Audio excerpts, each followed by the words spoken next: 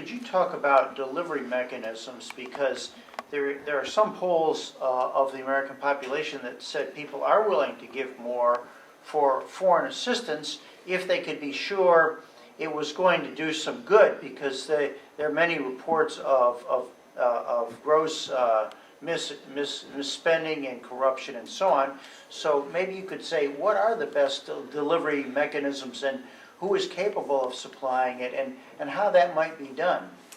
Wow, that's a very complex question. Let me just start by referencing the obvious, that Americans have no idea what we're actually spending on foreign assistance, right? There's this kind of notion that we're spending 30 or 40% of our budget on foreign assistance, when the number is substantially below. It's about 0.2%. Well, it's of GDP, not of budget. Yeah, it's a drop in the bucket, and we're talking billions instead of billions, as you were talking about before. So one issue is to get Americans first off this notion that somehow we're already doing way more than we should be doing, and why should we have to do any more? But the point that you're making about delivery systems is a huge one, and obviously to state the obvious, there are stories abounding, both at the national government level, international donor agencies, NGOs, of tremendous mismanagement, waste, poor planning, and so forth. And those things are certainly a black eye to development systems. But I think if you go back to basic principles, and certainly for ActionAid, and I think most of our friends in the development community, the basic principle would be that development assistance works best where local people are involved in the planning and implementation and the evaluation of those programs. So in countries where governments are stable or responsive enough to civil society, and to engage civil society in the planning, then you're going to have better development investments. And I think also this realization that there's no one sector that's going to get it entirely right. NGOs, of course, I believe, do great work. Government assistance is tremendously important. Increasingly in the development world, there's all this talk about the role of the private sector and public-private partnerships.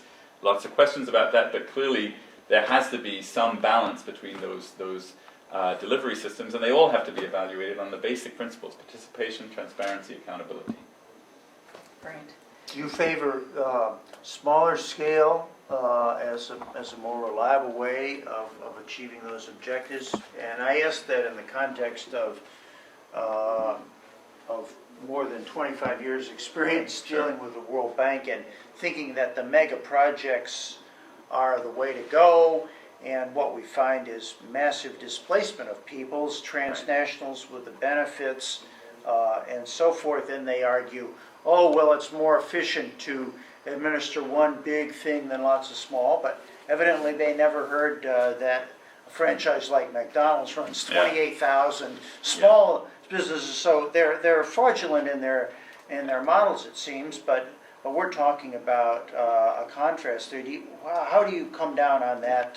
ActionAid, again, like most of the development community, has been very critical of the mega projects from the multilateral financial institutions and from donor governments. And again, mostly because the larger the scale of the project, the more difficult it is to guarantee the kind of participation and transparency that we think would make a project work. That said, the needs of the developing world are huge, and some of them do involve infrastructure, right? But yeah, there's a basic principle of subsidiarity. Move the decisions down to the lowest level at which people can actively, those who are most affected by the decisions can be involved in taking them. So to the extent that that's possible, we certainly support that, and that would be the nature of the kind of work that ActionAid and other development agencies would do.